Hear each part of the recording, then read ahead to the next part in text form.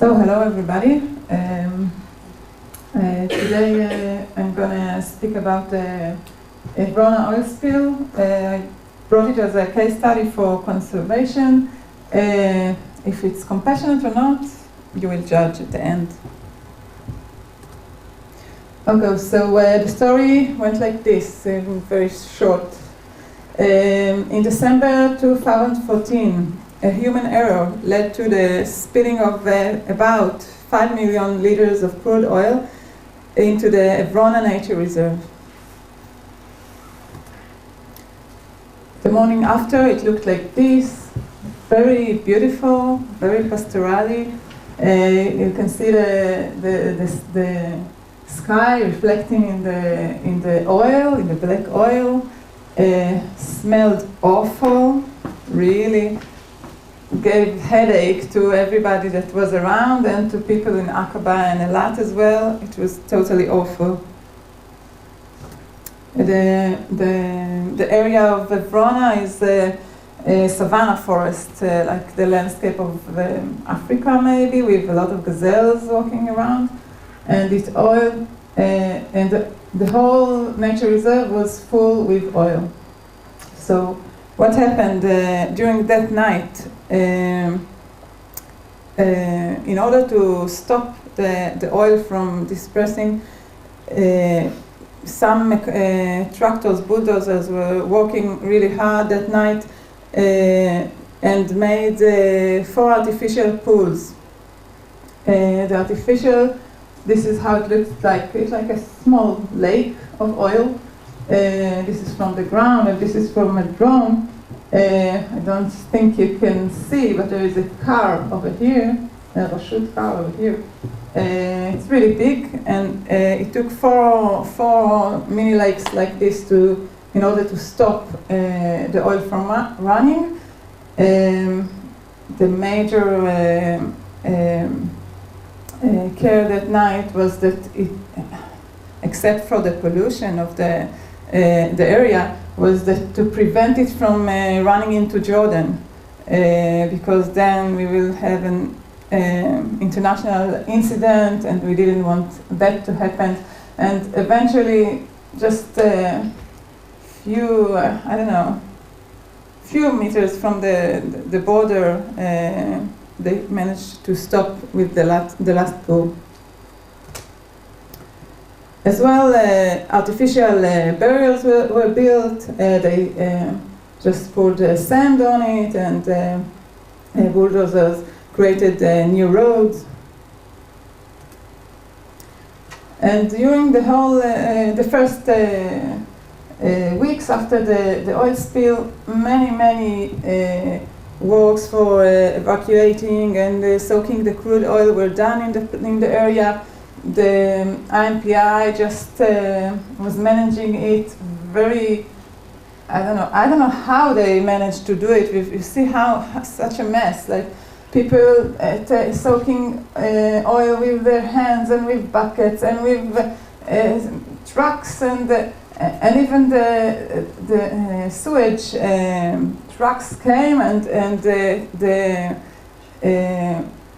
oil pipe company Katza reused about 1.5 million liters that they soaked from these pools. And no, correct me if I'm wrong, but the first truck that came filled up with oil and wanted to drive away and was sunk in the sand, right? That's a nice story, never mind. It was sunk in the sand, and then they realized that they had to construct a proper road for it to run. So a lot of work was done around, and many people were walking around the nature reserve. Another thing that was done, the acacia pods are major food source for mainly for all the food, but mainly for the gazelles, and they just collected all the contaminated acacia pods from the ground. as well as 45,000 tons of contaminated soil were removed to the dump sites. But don't mistake, they took it only from nearby the main road and from the bottom of the 4 artificial pools. All the other soil that was mixed with oil was left inside the natural reserve. The soil is still full with oil. And in Israel we always wait for the rain, especially in the desert. It's really happy to see a flood. But in that case, it happened in December, and the weather forecasts were for rain in 1 week later, and it raised the panic for really high levels. Suddenly there is a new threat arriving that a big flood might take the oil into the Red Sea, and then we have another oil spill to deal with. And so this is how it looked like. Where is it? Okay. Eventually, we had a really small flood. It was really weak, and the oil, the water and the oil didn't get into the sea. There was a big debate if it might get into the sea or not. We had another big flood 1 year later, and it's not getting into the sea. Okay, so there is a few possibilities a few actions that can be done to deal with this dirty, contaminated soil. And the NPA was thinking about ways what to do. Meanwhile, we were doing a big literature survey to check if there is any other place in the world that already had suffered from this kind of oil spill in an arid desert, in nature reserves with gazelles. Of course, nothing was done. Most of the works was in the sea, but we took all the knowledge we had, and there were some ways to treat the oil. I'll show just a few of them. One is very easy, heavy machine, bulldozers get into the reserve, take all the soil out, maybe put soil in, and it's very quick, very efficient, but it's a massive destruction for the animals who live in there. It might change the water flow regime, and it might hurt the roots of the acacia trees. So is it a possibility? Not sure. Another way is a delicate mechanical removal, soil removal, by shovels, by a lot of people walking around for a long time to take it out. It's a destruction as well. Maybe to use chemicals like surfactants and detergents. It's a possibility, but it's very difficult in a dry area. It demands a lot of watering and high pressure watering, and in a hyper-arid area, and it might leave residuals in the soil. Not sure as well that this is the solution. Okay, thermic processes like oil shale has its own risks of it's using high energy, and it makes smoke. Some say it's carcinogenic smoke as well. We will leave it. Another very green way, using this is the biological way, using microbes. There are microbes that eat oil as is in the soil right now, but they are not that effective. So in order to make it efficient, you have to bring foreign eating oil microbes. You have to fertilize them with 3 different fertilizers. you have to water them every once in a while, and you have to keep tilling the ground again and again in order to make the oxygen get in. So what will it do to this hyper-arid area? I'm not sure, kind of a jungle maybe. And another possibility, last one, was to leave the oil in the soil. Is it a possibility at all?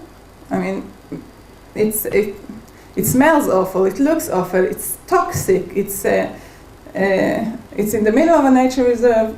No, it wasn't a possibility at the beginning, but then one of the rangers just found out that while they were digging, there is another layer of previous soil with oil, and they start asking questions, where did it come from? What is it doing here? And they found out that 40 years ago, just nearby, in 1975, a similar oil spill happened. This is how it looked back then from the air. And they start asking themselves, wait a minute, something happened here and we didn't even know about it?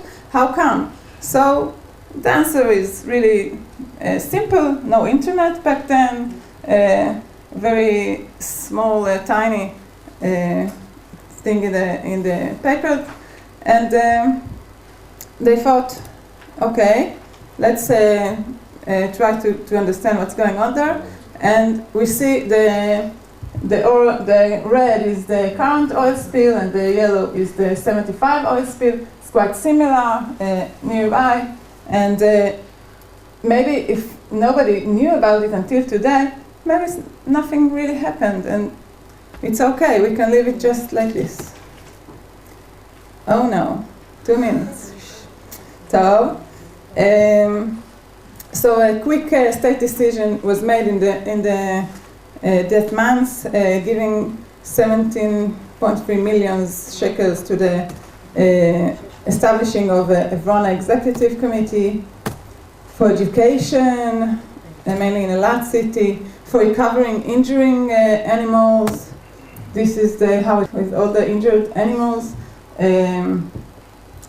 birds, few lizards, arthropods for sure. Some limping gazelles were seen around with black socks, but that was about it.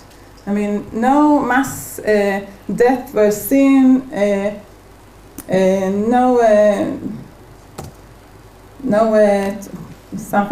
anything tragedy, but it might cause a long-term effect. So money was allocated for monitoring the Arava and Evrona as well. So here we get into the picture, and this is the first thing we made. We checked the 75, the oil spill area, for the tree sizes, and we saw that less small and medium trees were found in the 75 oil spill than the control nearby, and it indicates a problem in recruitment. This is the only new small tree, acacia tree, we found there, so we honored it with a picture. Then Mechon Vulcani did a germination test, and they failed to germinate as well in the new oil spill, in the old oil spill. And for 6 months monitoring we did there, we found out that the tree life history is not exactly the same in oil and control, and greenness, flowers and pods tended to be lower in the oil plots most of the months. But gazelles were browsing with no difference between the plots. The gazelles were eating from the trees in the contaminated area as well as from the contaminated ground. They didn't care. And we, with the NVI method, we looked for stressed trees, and we found that 3 trees were dying in the oil spill with no other reason but harm of the oil. 6 were located near the pools or near the new roads that were built that night, and 2 died in the control. So altogether, we got 11 out of 180 trees we were looking after, and this is not a massive death, but it is death. So the next step was starting a long-term monitoring. I have 2 more slides, so and together with the INPI and the Ma'arag, and this time it's not only acacia trees, but it's different researchers, experts in their field. So one is for soil mesofauna, or invertebrate, including insects, spiders, scorpions, etc., reptiles, rodents, bats, birds, acacia trees, and perennial shrubs. All of them monitored in Nevrona, in the same places, in the same plot, in the same trees. All the researchers worked together to get better understanding of what's going on in there and make a conclusion what to do. So this is how it looked like the morning after. This is after 6 months, and this is after 1 year. After a big flood, like nothing happened, new sand entered the Vrona, but the oil is still there, and an operative important decision was made to till the soil. So a tilling was done, just the upper crusts were dug, and because it's an essential part of all the treatments that we talked about them before. So, conclusion. 2 years after the oil spill, the ecosystem hasn't collapsed, but the threat in the long term is apparent because no recruitment, no new germination for acacia trees were found. Okay, thank you.